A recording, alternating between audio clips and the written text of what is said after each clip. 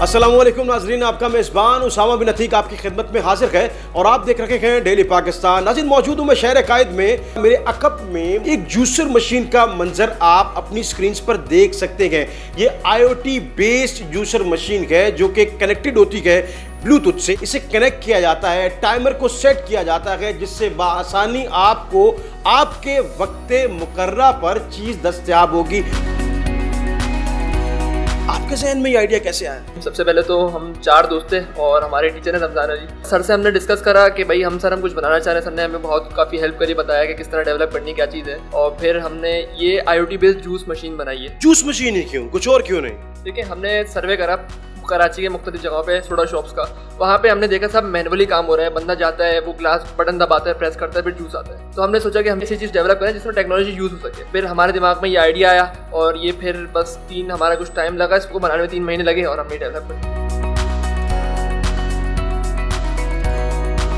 ये कोई सॉफ्टवेयर बनाया आपने, किस तरह से कनेक्ट किया इसको और क्या प्रोसेस है पूरा? हमने एक एप्लीकेशन इसकी डेवलप करी है। इसके पीछे पूरा IoT बेस्ड हार्डवेयर वर्क हुआ है और ब्लूटूथ से ये कनेक्टेड है। यानी 100 मीटर की रेंज में आप कहीं भी मौजूद होंगे तो आप आराम से इजीली जूस पोर कर सकते हैं इसके अंदर। अच्छा, ज़रूरी नहीं है कि ये जूस मशीन है कि हमने एक डिज़ाइन बनाया है। अब लोगों का सवाल होता है कि भाई हम गिलास खुद भी जाके ले रहे हैं तो हम बटन भी लगा, मोबाइल का क्या काम है? तो इसका सबसे बड़ा एडवांटेज ये है कि जैसे आप चाय की मशीन होती है, घरों के अंदर ज़रूरत होती है कि सुबह ऑफिस जाना है, कि स्कूल जाना है, लेट हो रहे हैं, रात में आपने जैसे अलार्म सेट करते हैं, मोबाइल में आपने सेट कर दिया मुझे सुबह 8 बजे चाय चाहिए।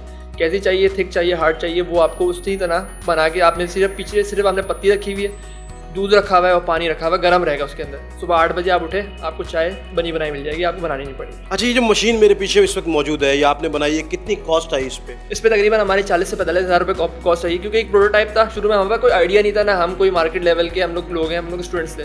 तो स्टार्टिंग में काफ़ी चीज़ें में ख़राब भी हो रही थी, वापसी दोबारा लगानी पड़ रही थी। इसका फिर डिज़ाइन सोचना दिमाग में किस तरह बनेगा क्या है, इस वजह से ये कॉस्ट है। अच्छा नाज़रीन, आपने अपने स्क्रीन पे मनाज़िर देखने हैं कि किस तरह से माज इसको ऑपरेट करते हैं। इनके हाथ में फ़ोन है और एप्लीकेशन मौजूद है।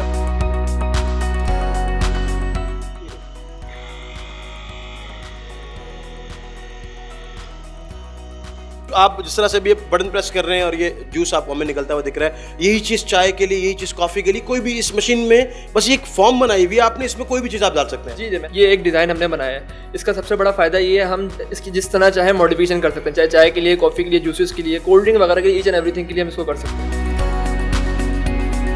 इस साथ ही इनके उस्ताद मौजूद हैं रमजान अली साहब। स्टूडेंट लेवल पे बहुत सी चीज़ें पढ़ाई जाती हैं, वो कुछ चीज़ें किताब की हद तक महदूद हो जाती हैं, कुछ चीज़ें प्रोजेक्ट की हद तक महदूद हो जाती हैं। इस तरह की चीज़ आपने भी एक बना ली। अब इसका होने क्या जा रहा है, मार्केट में ये किस तरह से आएगी, स्पॉन्सर किस तरह जुड़ेंगे, राब्ता किसने किया, करने क्या जा रहे हैं? अब हमारा प्रोजेक्ट माशाल्लाह से बन गया है। अगर इसको इसी लेवल पे भी रखें तो ये एक प्रोडक्ट है, बिकॉज आपके सामने ये इस्तेमाल हो रहा है, ये जूस पीने वाले हैं। कुछ स्पॉन्सर्स ने हमें अप्रोच भी किया हुआ है। मार्केट लेवल के ऊपर लेकर आने के लिए आपको पता है बड़ी इन्वेस्टमेंट चाहिए होती है, तो हम यही चाहते हैं कि हमें ज़्यादा से ज़्यादा लोग अप्रोच करें।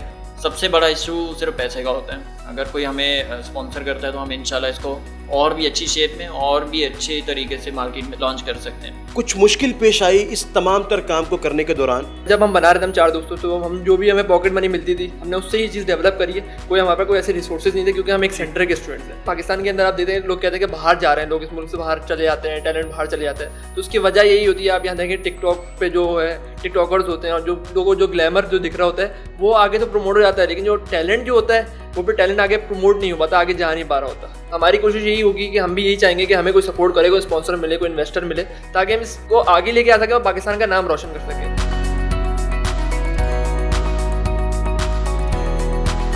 नाज़रीन, गुफ्तगू सुनी आपने, माज की तमाम तफसीलात आपके सामने रखी। मेरे अकब में एक मशीन मौजूद है जो कि बनाई गई है स्टूडेंट्स की जानिब से। इस मुल्क के अंदर बेशतर ऐसे टैलेंटेड लोग हैं जो आए दिन किसी चीज़ को बनाते हैं, और अगर इन चीज़ों पे तवज्जो दी जाए तो यकीनी तौर पर ये मुल्क पाकिस्तान का नाम भी रोशन कर सकते हैं और मुल्क के अंदर बेशतर महकमों में आसानियाँ भी पैदा कर सकते हैं। इसी उम्मीद के साथ कि शहर कायद बिलखुसूस मुल्क पाकिस्तान तरक्की की राह पे गामजन हो जाए, मुझे अपने मेज़बान उसामा बिन अतीक को इजाज़त दीजिएगा। ज़िंदगी ने वफा की तो आपसे एक बार फिर मुलाकात करूँगा। तब तक के लिए देखते रहिए डेली पाकिस्तान। खुदा हाफ़िज़।